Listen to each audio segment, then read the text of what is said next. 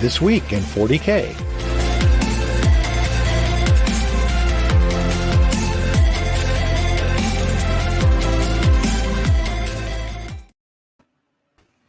Welcome to This Week in 40K. He's Billy and I'm sleepy. How's everybody doing this morning? Perhaps this evening, perhaps, I don't know, middle of the afternoon. Could be anything. What's new with Billy? Could even be a boat for the Family Guy fans out there. What's new with Billy? Had an RTT this weekend where I went my patented 2-1. So the message of that is nerf Billy because he has a 66% win rate, and that's just too good for the meta. That's the big part of 40K. Otherwise, have a whole bunch of people coming in to visit me this weekend.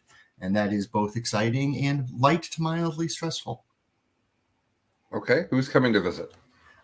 Parents and my wife's two oldest friends were doing a sort of baby introduction thing. It's okay. Fun. Well, you like your parents. I like all four of the people who are coming to visit are lovely, wonderful human beings. And three of the four of them are very engaging and interesting talkers. So I can pass it. I can engage as much as needed, and the space will be happily filled. Okay. How about you? What's up with Colin? I'm going on a business trip this weekend for a long time. Oh, that's weird. I haven't done that in a long time. I'm going to Dallas. Okay. So I've been to Dallas a lot. Mm-hmm. Dallas in and of itself is not particularly exciting, but I've been traveling for work for a number of years now very often, and so it's kind of refreshing to go on a business trip that I know all about what to do, but at the same time, I don't really want to go. Like, if I stay home, I get to play with tiny soldiers. I don't know. It's going to be fun. So I do want to let everyone know that we are 1 month, almost to the day, from Charity Hammer. Mm-hmm. And so I wanted to just let everybody know that if you want to know about Charity Hammer, we did a full breakdown of everything that's happening and who all's coming on Best in Faction on Sunday. That podcast comes out today, Tuesday the 15th. You can find it everywhere you find your podcasts. You can find it on our YouTube channel. It should be the video right before this one. So you can give that a listen. For those that don't know Charity Hammer, it is the 40K slumber party that I run every year to raise money for Child's Play, a charity that does work with children's hospitals and domestic violence shelters. And it's a big thing that we do. We've raised $125,000 over the last 4 years. So we're very excited about it. There's going to be lots coming out over the next few weeks, and I'm going to keep everybody updated in this venue. This venue is the wrong word. This medium is the word I'm looking for. Okay. So that's what's going on. That's what's up with Colin. I'm in full on Charity Hammer prep mode at this moment. We did add something really fun last night. I decided to call out TNG after all of them being on Team USA to a 1-round 8v8 team tournament at Charity Hammer. We will draft from the people at Charity Hammer. We will construct secret lists, and we'll show our list to the other team, and we will do pairings, and it will be great. So, and it will do 1 round for bragging rights. It has been determined that my team, the OG team, is in fact drafting first, and we are selecting John Lennon. And the reason we are doing that is because Tyler and Naj and Lucas actually know how to do an 8v8 team tournament pairing, and I have never done that before. So I'm going to pull John in to give us a little bit more of a competitive balance to this thing. But it's going to be extremely fun. The TNG guys and us are great friends, and we'll do some trash talking, and there'll be some hilarity and shenanigans, and perhaps just a hint of tomfoolery. So, well, and John is the highest rated player coming, although we did the ELO breakdowns just sort of informally of who's coming, and it was closer than I would have thought. The gap has shrunk at the top. Yeah. So here's the thing. We're using ELO like we normally do to seed the GT. And while ELO is cool and it's better than ITC points, it is not perfect. No. And there are some weirdnesses that have happened. So, like, the seeding for the GT is good, It's fine, but there's some people in that seating that are just not at all where they belong, based on like actual accomplishment and actual skill. There's some people that are just wildly out of position. There's some people that are really, really low that shouldn't be. There's some people that are really high up that shouldn't be. Yeah, my opinion. So that's really crazy. I will tell you one thing that I didn't realize is I was looking at that list, and you know who's really, really, really high on that list, on that ELO list on StatCheck, is our friend John and Delicate. Oh. And John, I know that's not how name. It's just the way I enjoy saying your name. John wins a lot of stuff. That's why we talk about him on the show, not just because he's a regular viewer who always talks in chat. Hi, John. Yeah, he has a very high ELO rating. I actually am bummed now that I didn't invite him to Charity Hammer because he's got such a lovely amount of support for us. So maybe next year. Yeah, so that's what's going on. Let's move to our top story. Mm-hmm. Ooh, I am out of it today. But here we go. Moving it to the top story. I'm sure everything's going to be great. Our top story.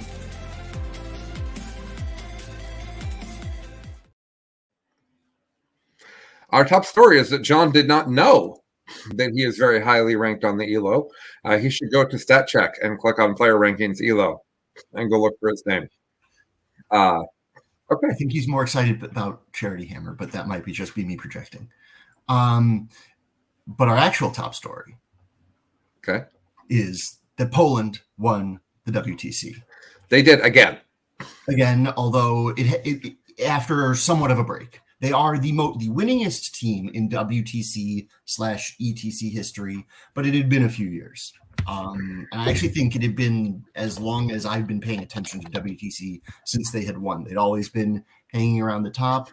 They had a phenomenal run. They were on stream a few times. There was a game where Lucas and his opponent, who I'm sorry, I forget the Pumbaa, which just tickled me because, I have Lilu the pig sitting at my feet and Lucas is playing another animated pig on stream. And that was a wonderful game, and Poland eked out the tie against us, but then won the whole thing. And then because I'm a jingoistic American, the U.S. came in second. USA, we're number 2. And Australia got third, yep. Which is a big deal because Australia's team was almost entirely new from last year when they won.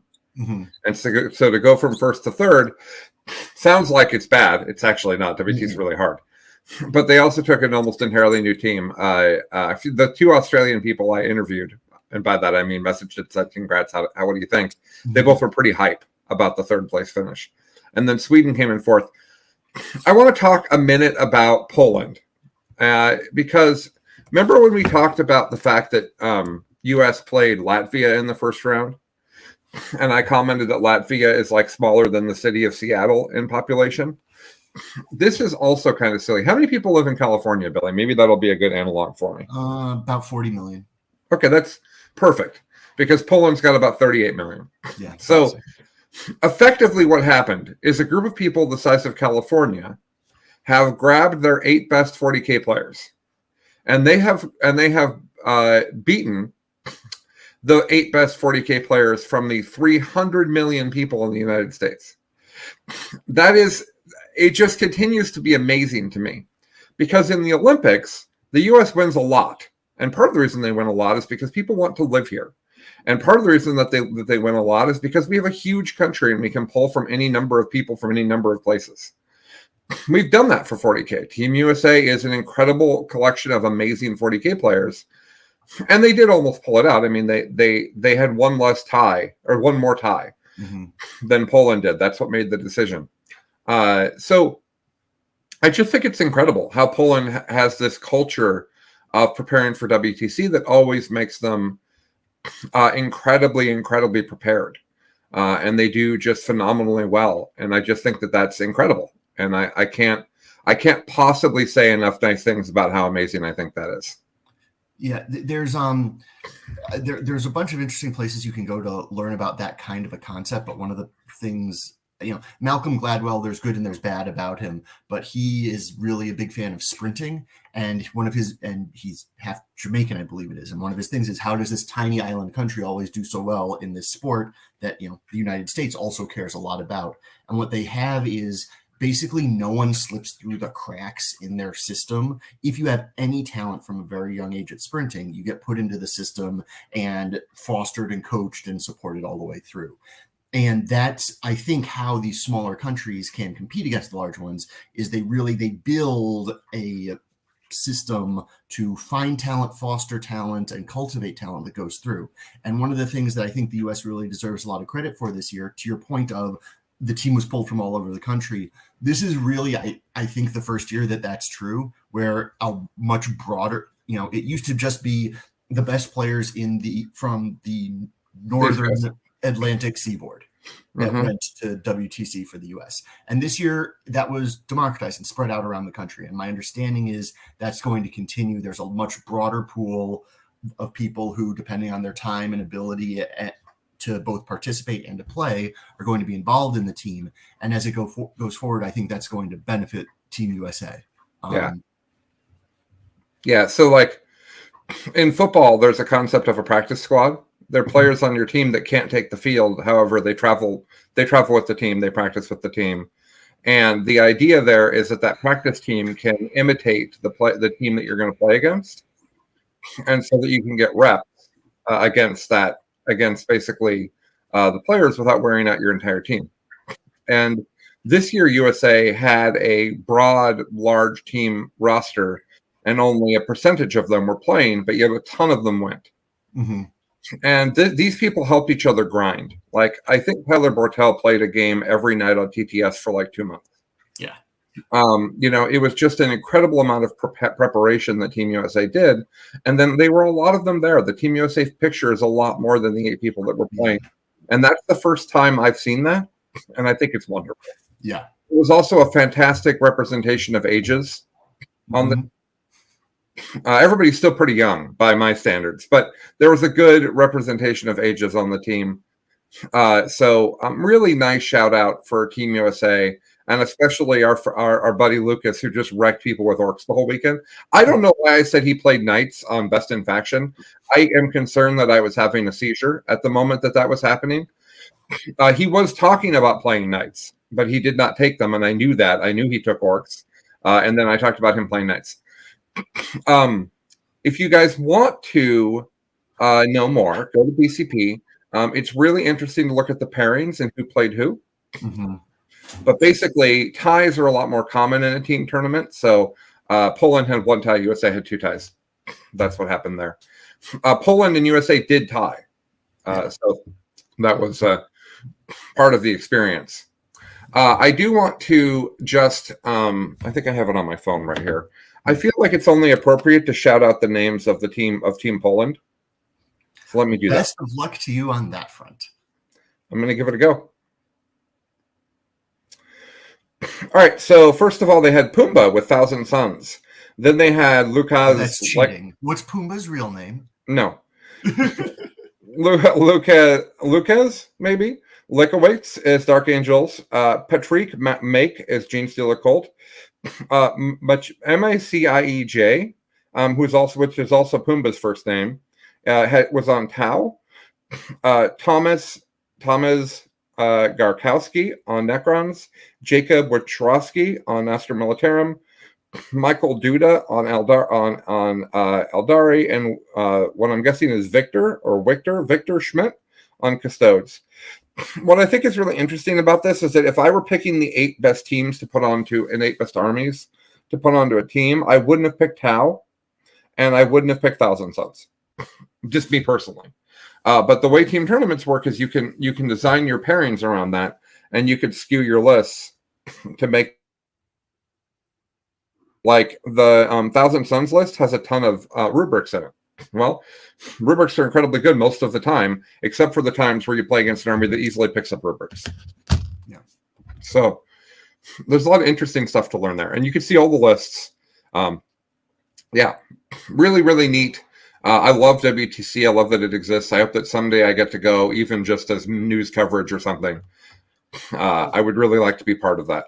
That's an important thing to call out that happened at this WTC, was that War Games Live went, and for the first time ever, there was an English stream of WTC, or ETC, because WTCs happened. This is the second time, and it was wonderful. Up the whole time with Joe and Matt Morsoli doing commentary, and I think the plan is still for Joe to come to Charity Hammer.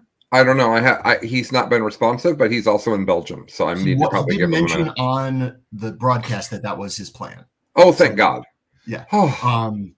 He's been busy. You don't talk very much, and we're both busy guys, and we like each other, but we're not close friends. We don't chat all the time, and so he told me he was coming like 2 months ago, and I haven't heard anything from him, and so I'm like, man, I hope that he's coming.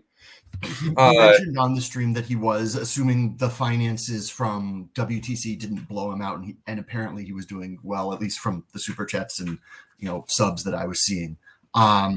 But he did a wonderful job. That rig is amazing. He knows what he's doing. Great pop-ups, and Adam is top 2 or 3 commentator you can get. So that part of it was wonderful too. Yeah, I do want to comment. Oliver Samstig corrects me that Thousand Suns were actually good on very many teams. So I apologize for that. Thousand Suns are very good. They're just not. I probably just underappreciate what they actually are. Tau weren't really that good for the Poland team and not many teams took them. That's probably fair. Okay, so that's WTC. Super hype. We'll get ready to talk about that more. I hope we can cover that in more detail next year. I don't know what that means, but I'm hoping we can cover it better next year because it is amazing. And as people know from Best in Tabletop, we're huge advocates for the team tournament format, which is why we're doing an 8v8 at Charity Hammer. And we're going to make sure you guys can see the pairings prep and the teams preparing. And we're going to make sure you guys see kind of what that is like. We're going to make sure we do that. So it should be really, really fun. I'm looking forward to that. Let's move on to what's winning or what's new. Excuse me. What's new?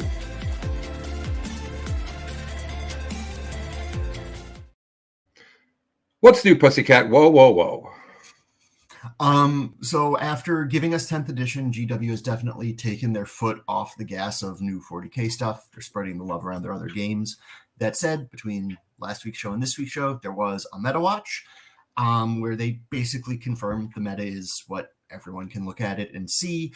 The important part is it sounds like they're not planning on doing anything about it until sometime in mid-September. They floated the second week. Yeah, they floated the second week, and then they sort of hedged on it, I would guess, the second week. And it also sounded like they were much more likely to only do points rather than any changes to data slates, army rules, etc. So I'm very curious as to how many points you have to add to Eldari to make them a reasonable army in all of this, as you'll see when we start talking about results. But it sounds like there's 4 more weeks of this meta. Yeah, a couple things on that. First of all, if they just add points to Eldar, I'm not going to play them. The reality is that they're almost at. They only have a little bit too many things right now for my concept, and I don't want to play significantly less things than that army currently has. So points are not actually what I'm looking for to resolve that army. That said, core rule changes to the army is really hard. Yeah. They already made a change to fate dice, which is enormous, and it wasn't enough. Yeah. So, and they acknowledged that on the show. They acknowledged that those changes didn't do enough. Yeah. Imagine if they hadn't done them. Eldar is just a very badly written rule set, if we're being honest with ourselves. Mm-hmm. As is Genestealer Cult, who's in second place on the win rate. And the thing about Genestealer Cult, I was talking last night with Alex and John and Alex Buchtigol, John Lennon, and Tyler Bortel. And we were talking about the fact that Genestealer Cult are incredibly hard to change. And if they're only changing them with points, I think that's going to be really, really difficult. Because what they actually need is a change to how the units come back. They need a change to how the Acolyte bombs work. There are concepts of the GSC army that are just wrong. That just can't be that way. So I'm really hoping that there is a data slate as well and not just points. Mm-hmm. I don't know that I interpreted that they won't do that from the message that they gave us, but maybe I missed it. It was fuzzy.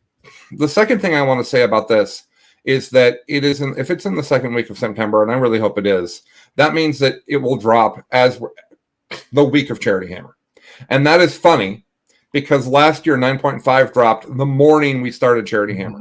We kicked off at 8 a.m. and the points dropped at 8 a.m.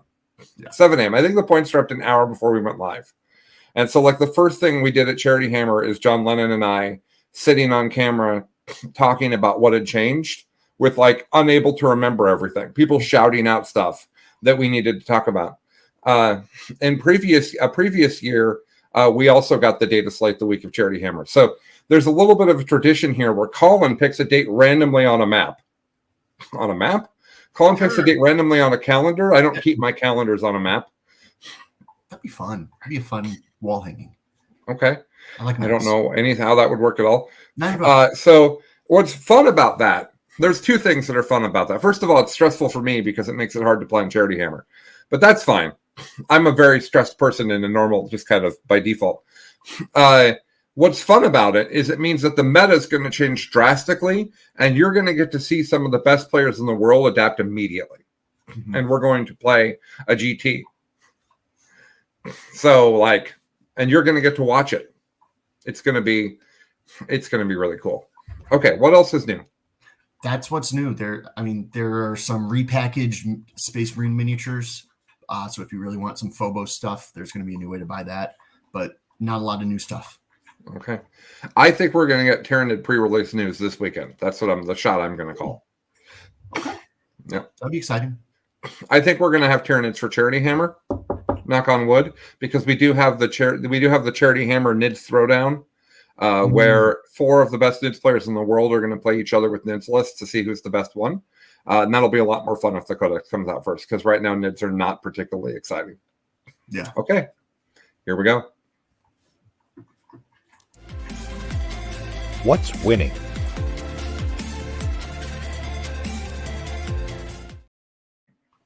Eldar. Still. Yeah. So I'm going to mute for just a moment while Billy riffs, which is a new thing that we've been teaching Billy to do. And I'll be right back. No,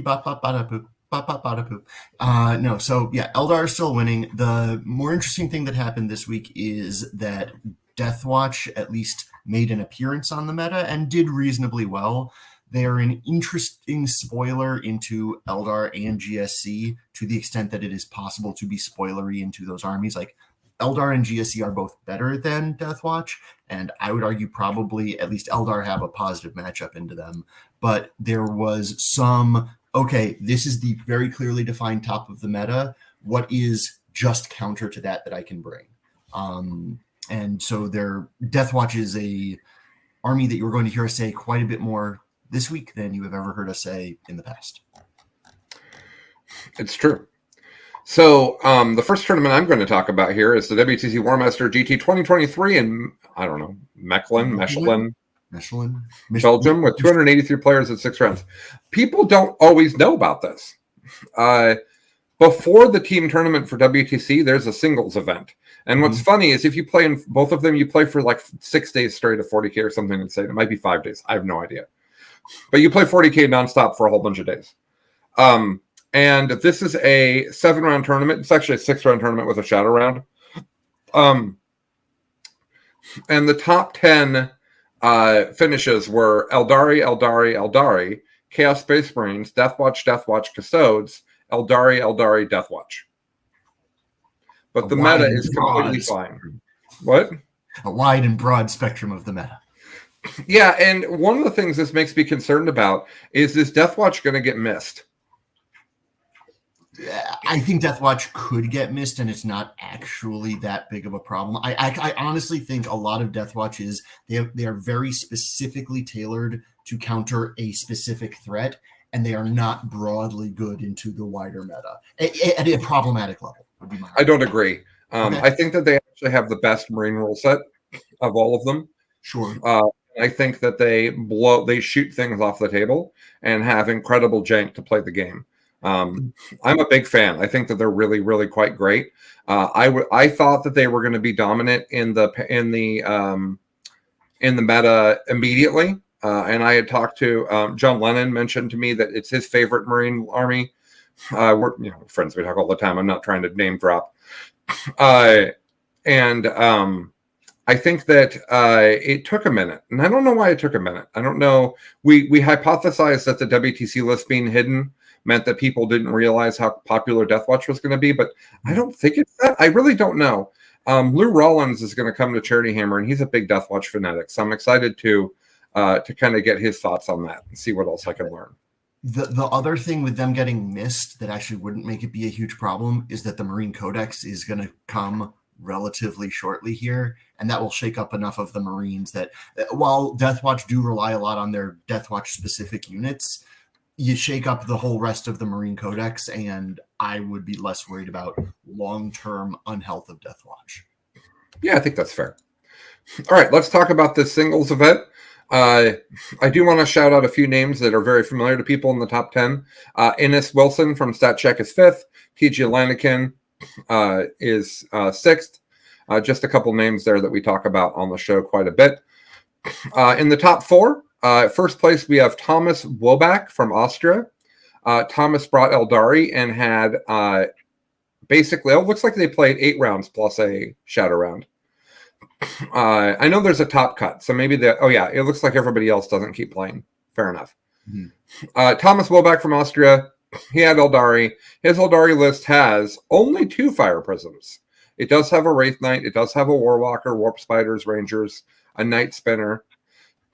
He had an Autarch Wayleaper expected, Farseer, Skyrunner, Illic, Solitaire, the Incarn. Very heavy on characters, very light on units. I thought this was super interesting. I would have loved to watch this guy play. I just didn't have the opportunity. Congrats, Thomas Wobach. Second place, also Eldari, is Fred Otto, who we've talked about on the show before from Winning Things. And he had an Autarch Wayleaper, a Farseer, Skyrunner, and the Incarn. So he doesn't have Illic, and he doesn't have the Solitaire from the other list. He's got 3 Fire Prisms instead of 2. He's got 2 units of Rangers instead of 1. He's got 2 one unit D cannons. I love those because I love that you can strat reserve them and bring them in some obnoxious position. Love it. 2 Void Weepers, a Viper, and a Wraith Knight. Third place was Quentin Johnson from Art of War. Go Quentin, USA. He also had Eldari. And he had an Autarch Wayleaper. He had a Farseer. He had a Skyrunner. He had the Incarn. Hey, that's exactly the same. 2 Fire Prisms instead of 3. 2 Night Spinners instead of 1. A unit of Shadow Specters. A Viper. A Warwalker unit. 1 Warwalker. A unit of Warp Spiders. And a Wraith Knight. So these lists, all extremely similar. Mm-hmm. My concern is, what? I'm not going to talk about it anymore. We've talked enough about Eldar. 4th place. Alexander Sacco from France played Chaos Space Marines. Good job on not playing Eldari. And he had Abaddon, Chaos Lord, Cypher, 2 units of Cultists, a Chaos Rhino, 2 units of Chosen, 3 Forge Fiends, a unit of Obliterators, a unit of Possessed, and the Changeling. I personally don't understand how Chaos Space Marines are good at all from the games that I've played against them, but I haven't played the best players in the world with them, so I'm accepting that I'm wrong. Anthony Vanilla, we call him Violence here. He also did extremely well at the tournament, so and with Chaos Space Marines. Having played against some Chaos Space Marines where I feel like I do understand it, they're actually a shooting army, and they have very good shooting now. Forge Fiends and Obliterators are just good, whether it's the Nurgle Mark giving them exploding 5s with full hit rerolls near Abaddon, or the Undivided strat giving the unit full hit and wound rerolls. They have just some very oppressive shooting. Abaddon will blow up anything he touches. There are some other lists that we'll talk about later where people have discovered Accursed Cultists and a Dark Commune together is actually a surprisingly resilient, punchy, and fast combo. So I actually think that Chaos Space Marines are hanging out right there in the A tier underneath the S tier, and are a legit army to go with. Okay. Fair enough. All right, so let's talk about the Texas Open. Dallas, 110 players, 6 rounds. This is confusing to me because was it also like 2 weeks ago or last week even? I don't know. Just nonstop tournaments in Texas, evidently. 110 players, 6 rounds. Won by Justin Moore from Thunder Tactics. Justin did, in fact, bring Gene Stealer Cult. I looked through this. I didn't. It's 2 clam, actually 3 clam, 2 Nexus, 3 Primus, and a Saboteur. He has 2 bomber acolyte units. Geez, I'm getting tired here. 3 units of 20. 5 units of 6 units of 20 neophytes. I thought it was 5 when I counted earlier, and then 3 Ridge Runners. So no aberrants, which I thought was really, really interesting. Just an absolute million neophytes, which are really, really good. Second place was Kit Smith Hanna, and Kit brought Thousand Suns just to prove to me that I don't know anything. Again, I think Thousand Suns are really good. I just think that they have bad matchups, and I think that Eldar is one of them. Unless they get a lot of things going their way, like Magnus just making all of his saves, which is obnoxious. Armon on disc, Magnus, 2 Exalted Sorcerers, 3 Infernal Masters, a Thousand Sun Sorcerer.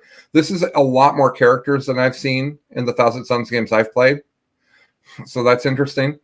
He's got 1, 2, 3, 4, 5 units of 5 rubrics, which I think is really fun. All of them have flamers. Every single one is a flamer unit, which I haven't seen before either. I think that's really interesting.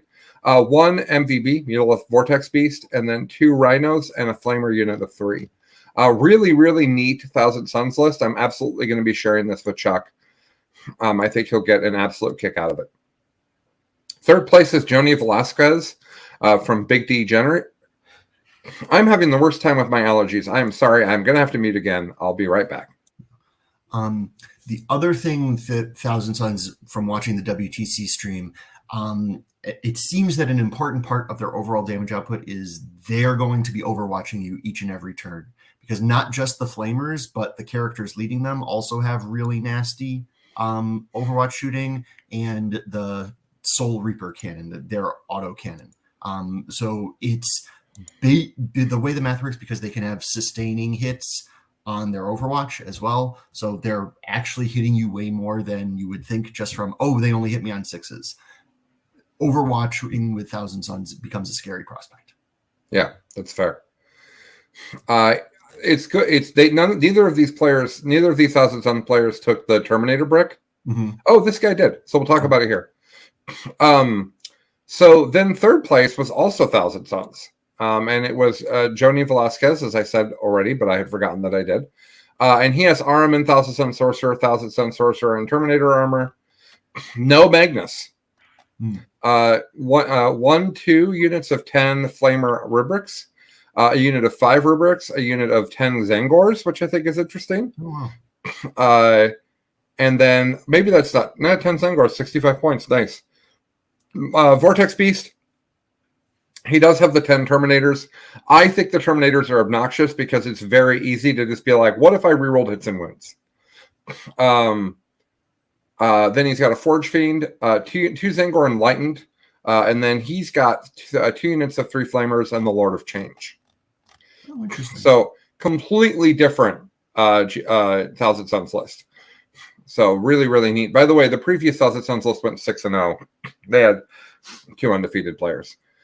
Fourth place is Sweet Lou with Eldari, and we'll just quickly look. His list is quite different. He's got Azerman, which is cool. He has an Autarch Wayleaper. He has the Avatar. He has the Farseer Scout, and he's got Fugan and a Spirit Seer. He's got a unit of 5 Dire Avengers, a Falcon, a unit of Fire Dragons, a unit of Rangers, a unit of Shining Spears, 2 D Cannons, a unit of Wind Riders, and 10 Wraithguard. Okay. And he went 5-1 because Eldari. But good job on him taking all the things that nobody else is taking. Yeah. I really wanted Fugan coming out of a Falcon to be a thing, and it actually has some really interesting math, and then you realize it's like 370 points for 6 models, and it just made me sad. And yet he went 5-1 anyways. Yeah. All right, let's hand it off to Billy for the rest of the tournaments. All right. We have the Golden Ticket event, 40K in England. Just says England. 64 players, 6 rounds. Won by Mikey Herbert of Hellstorm Gaming, playing Deathwatch, aka Red Deathwatch. I assume he's a Blood Angels player who just decided that they were going to be a different chapter today.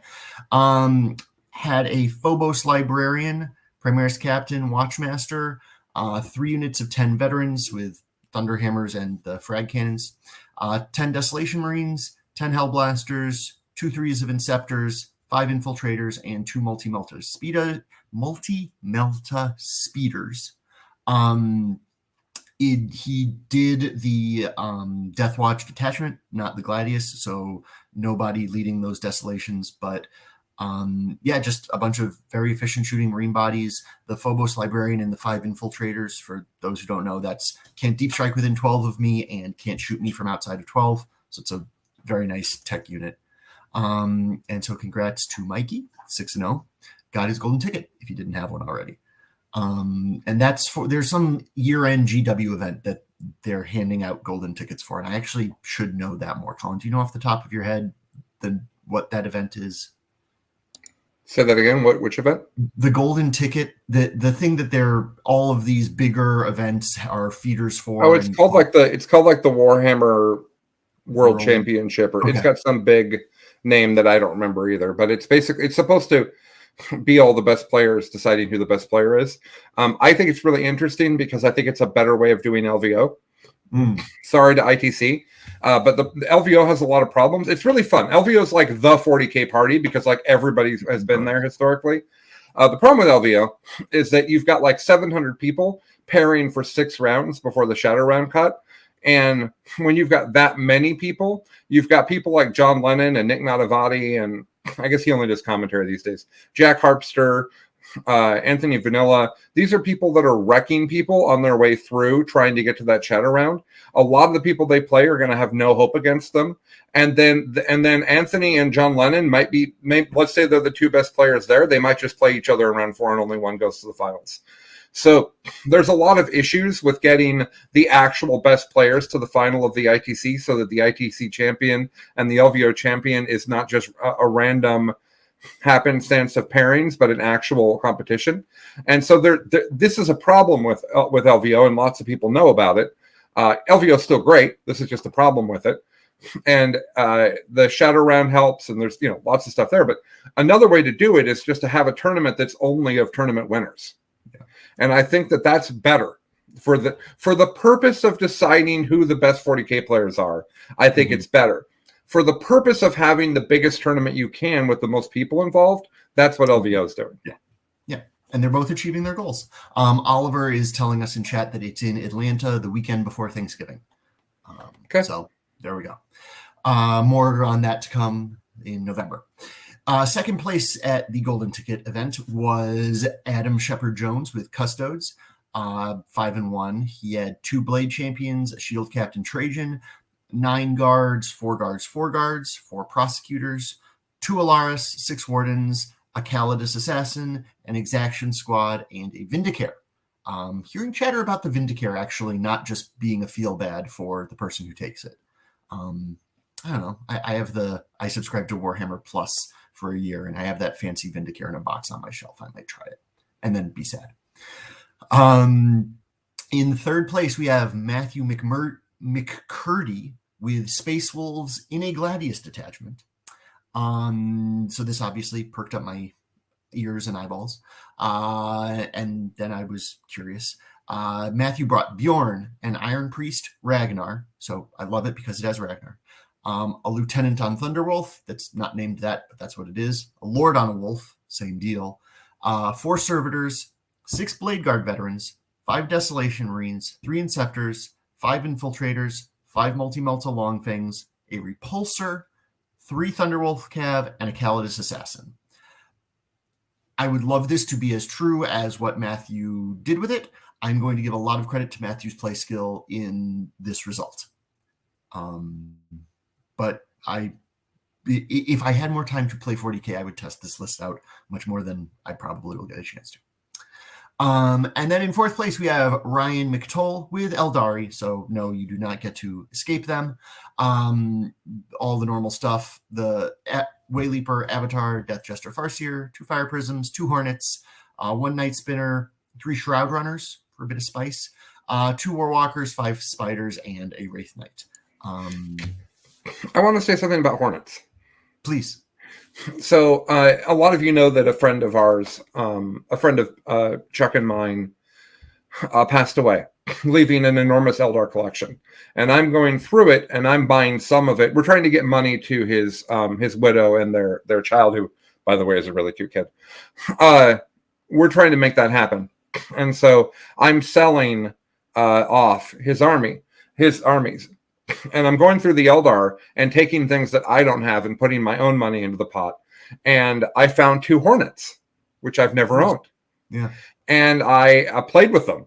And they're really, really neat. And I understand why people are playing with them.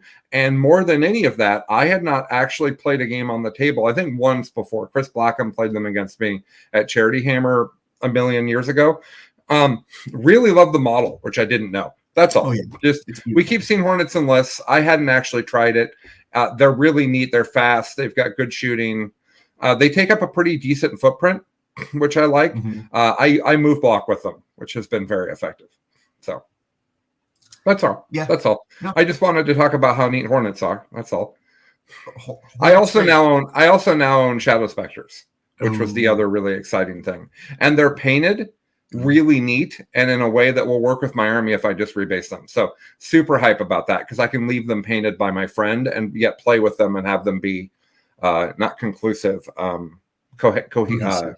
Thank you. Yeah. And they're also obviously amazing and show up in most lists. For now. Yeah. Well, all things for now with Eldar. Go as wild with Forge World spending sprees as you want and your pocketbooks can allow. Next event, the Iowa Open of 2023 in Cedar Rapids, Iowa. 61 players, 6 rounds. Won by Ben Cherwin with Eldari, 6-0. And do you know how many points he dropped over the course of all those rounds? None. 600 battle points in 6 rounds. Eldar fine. Look, Ben Cherwin is a great player. Yeah, 6 100s is a thing. Wayleaper, Skyrunner, Incarn, 3 Fire Prisms, the aforementioned Hornet, Night Spinner, 2 5s of Shadow Specters, 2 5s of Spiders, and a Wraith Knight. Stupid Wraith Knight. It gives you Alpha Strike potential in a way that just can end a bunch of matchups. And I think if you want to do the I'm going 600, the Wraith Knight is part of that. Second place, interesting result. Kyle McCord with Guard brought Gaunt's Ghosts, which is apparently just a good unit now. You get a lot of utility, jank, and size for its points. After you spent the 30 minutes understanding exactly what the unit does so you can use it, it is quite good. Yeah, but it's unnecessarily complicated is how I would describe that unit. Probably if you're a big fan of the fluff, it's easier to understand because you're like, oh, of course, that's what they do. Right? Don't. You could tell me that they make you do the hokey pokey. I'd be like, all right, sure, I trust you. They also have Lord Solar, Primaris Psyker, Regimental Engineer, and Ursula. 20 Death Core, 2 Earthshakers, 2 Manticores, 3 Medusas, 2 Dorns, and 5 Scout Sentinels. So a lot of indirect and tank bodies. Yep. That's very close to what I think is good for Guard. I actually think that Guard is not being represented in the meta to the degree they deserve. I don't think that their rule set is amazing, but I do think it's quite good, and they shoot very, very well. I think that Eldar and GSC are both a big problem for them, but if they don't hit those, I think that they're a completely competent army, is where my current opinion of Guard is. I think they're boring, but that's just me. Other people won't find them boring. Yeah. If you like calling in artillery strikes and that is your fun, you can do that for as long as the tournament goes. Third place, Britain Rexrote, who I just love your name, Britain, with GSC. This is normalist, all the usual characters, 2 Reductuses, which is really the only flex you see anymore, 25 Demo Charge Acolytes, 65 Neophytes, 10 Aberrants, and 2 Ridge Runners. 4th place, we have Albert Lim with Imperial Knights, brought a Castigator, probably not the new plastic one yet, but that is a cool model, a Crusader, 2 Helverins, 4 Warglaves, and a Calidus Assassin, because having Vect in your Imperial armies is nice. And then our last event, the Hammer of Wrath GT in Arcadia, California. It's down south. First place, we have Oliver 2 with Chaos Space Marines. Then this is where a lot of the things I was talking about earlier in the show comes up. A Lord Cypher, because having Vect in your Chaos Space Marines army is fun. Master of Possession, 2 Dark Communes to go along with 2 16s of Accursed Cultists. If you don't know what that unit does, it can once per game advance and charge, juice itself up to have +1 to hit and to wound, and then reroll all hits and wounds. And it's got a lot of wounds in both 1 and 3 wound models, so it's a little inefficient to ever deal with, and it automatically regens guys. So it's just a nice, big, chunky unit that Chaos Marines can put in and push up against you while the rest of their shooting does its work. Speaking of which, what Arthur had for that was 2 5s of Noise Marines, who can now shoot out of the 3 Rhinos that he has, and that's a neat little package. 4 Obliterators, who are just good now, 10 Cultists, and 20 Chosen. So that's what Arthur brought, went 5-0, added GT. Smaller GT, but still, like I said, I think Chaos Space Marines is solidly in that, would be one of the best armies in the game if Eldar and GSC weren't doing what they were doing. Speaking of, James Carmona came in 2nd place with Chaos Space Marines, also undefeated, just with a tie. James brought Abaddon, 2 Dark Communes with their 16 Accursed Cultist friends, 5 Terminators, only 1 Forge Fiend, a Hellbrute, 2 4s of Obliterators, and a Changeling. Changeling is a great utility piece that does all sorts of obnoxious things, and Deep Striking Lone Operatives are great in the current edition if you like winning the mission, unlike me, who just wants to kill you. It's a lesson I learned in my small RGT this weekend. And then 3rd place, because you can't go an event without talking about Eldar, we have Eddie Goshorn, Wayleaper, Skyrunner Illic, Spirit Seer Incarn, 3 Fire Prisms, 5 Rangers, 5 Spectres, 1 D-Cannon for you, Colin, 2 Warwalkers, Woo! 5 Spiders, 10 Spiders, and a Wraith Knight. So I guess the Spirit Seer is there for the Wraith Knight. Okay. And then in 4th place, we have Brandon Kading with Tyranids, another army designed to make Colin happy. Hive Tyrant, 3 units of 5 Barb Gaunts, 3 Biovores, 2 Exocrines, a Lictor, hopefully the new plastic one, which is sick. Oh, wait, it's not out yet. Is it out yet? No, and I think the new plastic one is a Death Leaper, not a Lictor. Okay. Well, maybe use the Death Leaper as a Lictor because, again, that is just such It's a really neat model, yeah. I don't think it's out. Yeah. Do Neurogons come in units of 11, or did I misread how the... They do. They have there's 10 and then a special guy. And then a dude. Okay, yeah. I did read that correctly. So the 11 Neurogons, 2 terrain. It makes it's kind of funny because it means that that unit is 4.5 points per model. Or not 4 point. No, not 4.5. It's like 4 points, whatever. Yeah. 2 Terrain Effects, 3 Tyrant Guard, and then 18 Zoanthropes. Blow people up with our minds. So I don't know, you still got Eldarian GSC sitting on top of everyone. One of the conversations that was had at the tournament I was at this weekend is that, like, if you're just playing your similar tier into their similar tier, the game is really fun. It's when you go up or down from that there's just some pretty massive power imbalances. Yeah, let me tell a story about that. Please do. We got 7 minutes left. So last weekend, so sometimes what we do is I'll invite 3 people over and I'll set up 2 Warhammer tables and we'll do like 2 rounds. And so I played my buddy Josh Bagwell Saturday morning, and I played Dark Angels, which is an army I've been grinding on. I've got about 8 games with Dark Angels so far. I'm 7-1. I like them quite a lot. I think they're super neat. Deathwing Knights are hilarious. and I love having the big Deathwing Night bricks with a lot of fast shooting, because it means I actually get to do close combat, which I love. But I played against this Monster Mash and had a fantastic game. Lost a close one. Really, really fun, though. I played it pretty questionably, but now I know that. And then after that, I played Chuck. And Chuck played Orcs, and I played Dark Angels. And Chuck had made this Orc shooting army that was hilarious. It had 18 of the copters, and they shoot a million shots that are really high damage, and they shoot them on 5s to hit. So Chuck was like, I'm going to shoot them in Overwatch because shooting on 6s isn't that much worse. Yeah. So he had 18 of those. He had 2 units of 6 Squig Hog Riders. The Mogstruck, I think is the guy's name, who just doesn't die. He's like impossible to kill. Sure. And anyways, a bunch of other stuff. And I was playing Dark Angels, and I deployed, he deployed, and he had this thought. Every time I play Colin, for the first few turns, he hides, he plays the mission, he'll throw some things in to fight me, he'll shoot at me, and then on like turn 3, we'll scrap. I went first, and I charged my entire army at him. Oh, I also have a Land Raider with Hellblasters in it. I run Hellblasters instead of Desolation Marines because I don't own Desolation Marines and I refuse to buy them.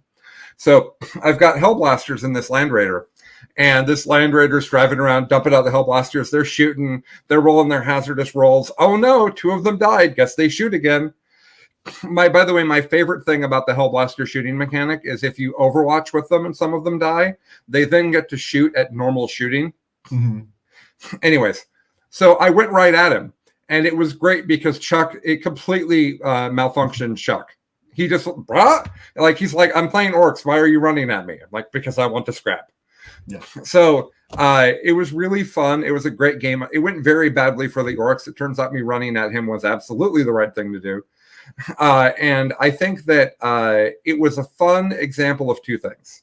One, 10th edition 40K is really fun. Yeah. And it is really fun when you don't have the things that make it not fun involved.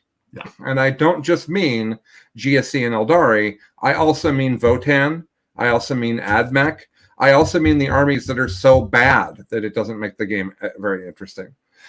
So I think that it's good to look at that because it's optimism, right? It means that if they bring the outliers closer to the pack, the game will be extremely fun, and I'm really excited about that. The other thing that it pointed out is how you can come to the table with an expectation of how a game is going to go and a plan, and in the first 5 minutes of the game, you can realize that that plan is wrong and have to reconfigure. And that's the situation that Chuck was in. I think that's an incredibly important lesson for 40K players because it is extremely, extremely hard to presume that you know what your opponent will do. Especially when you prep and you're thinking about it. Your opponent doesn't know everything about your army that you know. They're not going to do everything that you presume that you know that they're going to do. And further, they might do things that you don't think are logical. Right? You might think, well, they're not going to do that because it won't work. And then they do it and it does work, right? Yeah. So it's a game of adapting and it's a game of responding. And I just really, I think that's a really great thing about 40K. And so I wanted to share it. Go Dark Angels, my first army. Yeah. I bought the 2nd edition Space Marine box set in 1995, and I gave the Orcs to a friend, and I kept the Space Marines, and I painted them green with enamel paint.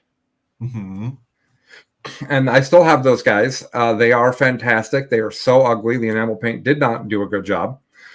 Yeah, I've had Dark Angels this whole time. I liked them originally because of Ravenwing, but I liked Deathwing as well. And so, yeah, I'm playing with Ravenwing and Deathwing, and I'm playing with the Land Raider, and it's like all my favorite things, like Land Raiders with Deathwing Terminators inside of it. I don't do that. There are Hellblasters in there, but I could. It's just a list that I'm loving. If anybody wants more information on it, feel free to reach out. It's really good. I think it does have a game into Eldar. It would be very helpful if the Eldar player wasn't as good as you. But I do think it has a game into Eldar. I think it has a terrible time against Genestealer Cult.